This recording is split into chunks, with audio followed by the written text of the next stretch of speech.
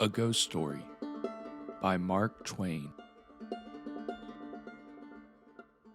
I took a large room, far up Broadway, in a huge old building whose upper stories had been wholly unoccupied for years, until I came. The place had long been given up to dust and cobwebs, to solitude and silence. I seemed groping among the tombs and invading the privacy of the dead that first night I climbed up to my quarters. For the first time in my life, a superstitious dread came over me, and as I turned a dark angle of the stairway, and an invisible cobweb swung its lazy woof in my face and clung there, I shuddered as one who had encountered a phantom. I was glad enough when I reached my room and locked out the mold and darkness. A cheery fire was burning in the grate, and I sat down before it with a comforting sense of relief. For 2 hours I sat there, thinking of bygone times, recalling old scenes, summoning half-forgotten faces out of the mists of the past, listening, in fancy, to voices that long ago grew silent for all time, and to once familiar songs that nobody sings now. And as my reverie softened down to a sadder and sadder pathos, the shrieking of the winds outside softened to a wail.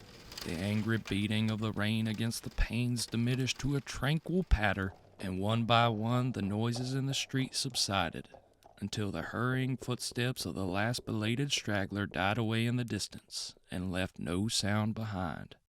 The fire had burned low. A sense of loneliness crept over me.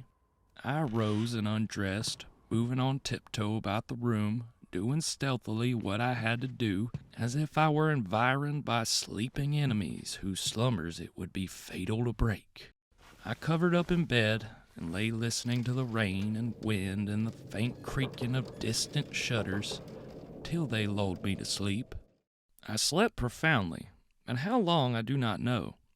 All at once I found myself awake and filled with a shuddering expectancy. All was still, all but my own heart. I could hear it beat. Presently the bedclothes began to slip away toward the foot of the bed, as if someone were pulling them. I could not stir. I could not speak. Still the blankets slipped deliberately away till my breast was uncovered. Then, with a great effort, I seized them and drew them over my head. I waited, listened, waited. Once more that steady pull began. And once more I lay torpid a century of dragging seconds till my breast was naked again. At last I roused my energies and snatched the covers back to their place and held them with a strong grip. I waited. By and by I felt a faint tug and took a fresh grip. The rug strengthened to a steady strain.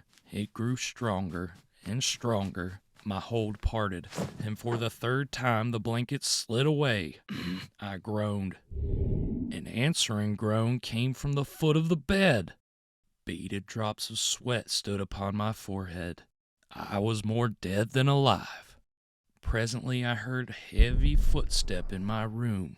The step of an elephant, it seemed to me. It was not like anything human, but it was moving from me. There was relief in that. I heard it approach the door, pass out without moving bolt or lock, and wander away among the dismal corridors, straining the floors and joists till they creaked again as it passed, and then silence reigned once more. When my excitement had calmed, I said to myself, "This is a dream, simply a hideous dream." And so I lay thinking it over until I convinced myself that it was a dream. And then a comforting laugh relaxed my lips, and I was happy again. I got up and struck a light, and when I found the locks and bolts were just as I had left them, another soothing laugh welled in my heart and rippled from my lips. I took my pipe and lit it, and was just sitting down before the fire when, down went the pipe out of my nerveless fingers. The blood forsook my cheeks, and my placid breathing was cut short with a gasp. In the ashes on the hearth, side by side with my own bare footprint, was another, so vast that in comparison mine was but an infant's. Then I had a visitor, and the elephant tread was explained. I put out the light and returned to bed, palsied with fear. I lay a long time peering into the darkness and listening.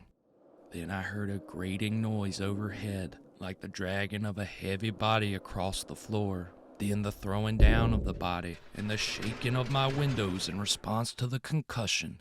In distant parts of the building, I heard the muffled slamming of doors. I heard, at intervals, stealthy footsteps creeping in and out among the corridors and up and down the stairs. Sometimes the noises approached my door, hesitated, and went away again. I heard the clanking of chains faintly in remote passages and listened while the clanking grew nearer, while it wearily climbed the stairways, marking each move by the loose surplus of chain that fell with an accented rattle upon each succeeding step as the goblin that bore it advanced. I heard muttered sentences, half-uttered screams that seemed smothered violently in the swish of invisible garments and the rush of invisible wings. Then I became conscious that my chamber was invaded, that I was not alone. I heard sighs and breathings about my bed, and mysterious whisperings. 3 little spheres of phosphorescent light appeared on the ceiling directly above my head, clung and glowed there a moment, and then dropped, 2 of them upon my face and 1 upon the pillow. They spattered liquidly and felt warm. Intuition told me they had turned to gouts of blood as they fell. I needed no light to satisfy myself with that. Then I saw pallid faces, dimly luminous, and white uplifted hands, floating bodiless in the air, floating a moment and then disappearing. The whispering ceased, and the voices and the sounds, and a solemn stillness followed. I waited and listened. I felt that I must have light or die. I was weak with fear. I slowly raised myself toward a sitting posture, and my face came in contact with a clammy hand.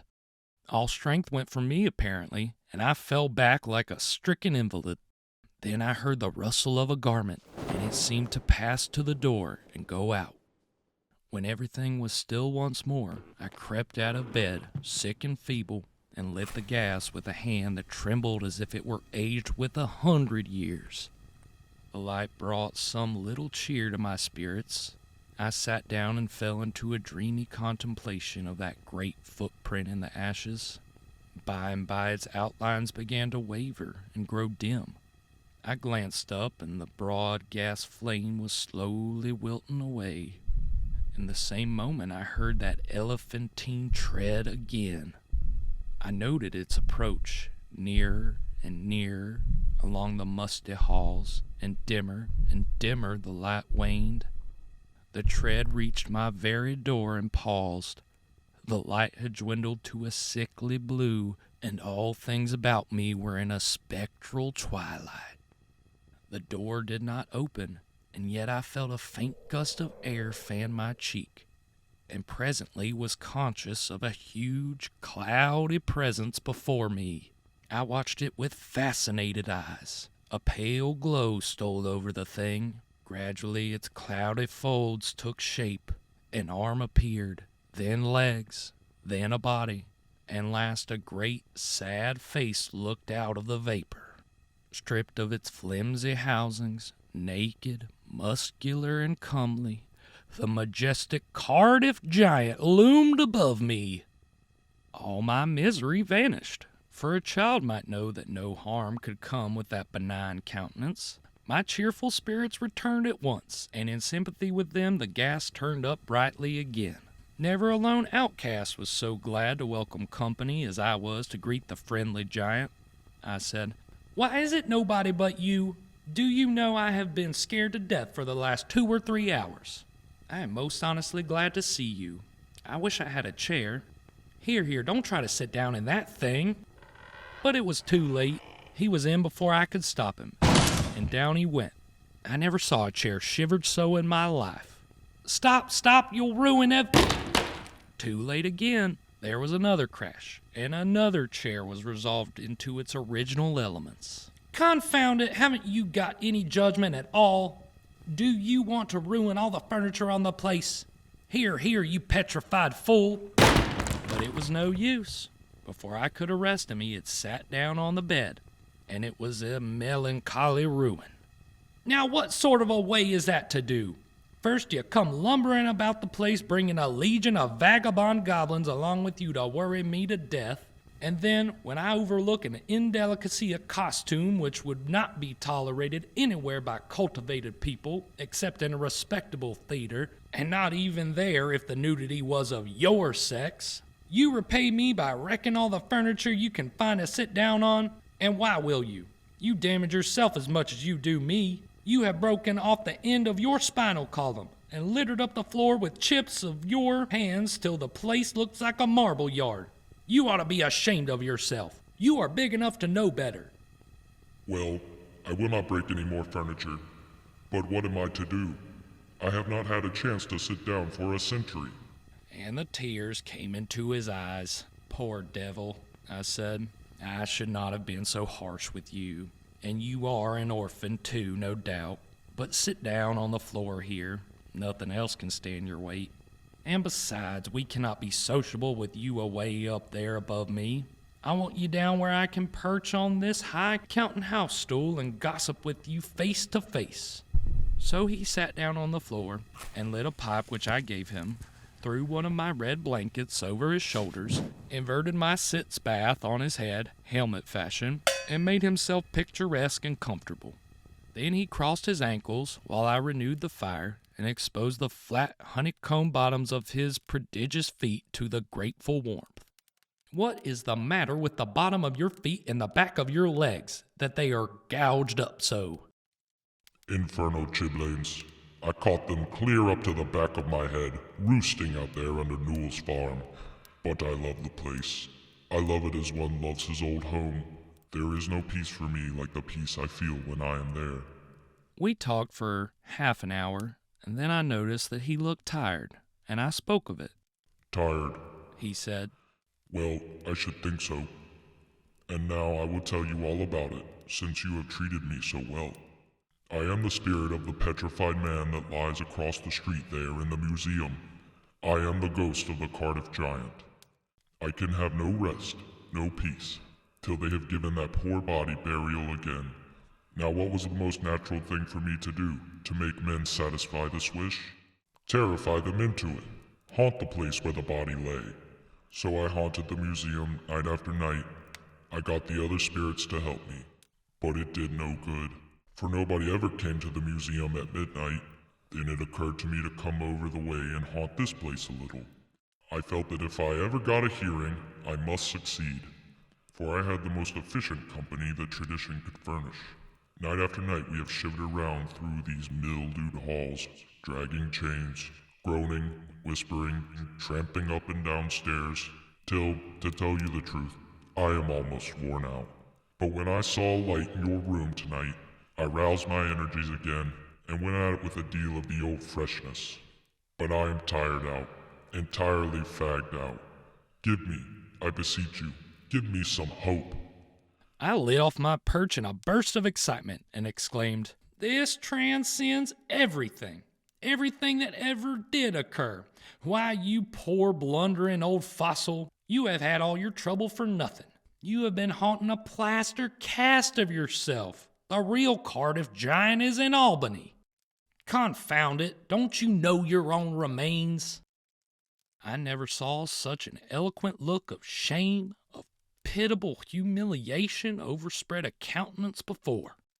The petrified man rose slowly to his feet and said, Honestly, is that true? "As true as I am sitting here." He took the pipe from his mouth and laid it on the mantel, then stood irresolute a moment, unconsciously, from old habit, thrusting his hands where his pantaloon pockets should have been, and meditatively dropping his chin on his breast, and finally said, Well, I never felt so absurd before. The petrified man has sold everything else, and now the mean fraud has ended by selling his own ghost. My son, if there is any charity left in your heart for a poor, friendless phantom like me, don't let this get out. Think how you would feel if you had made such an ass of yourself.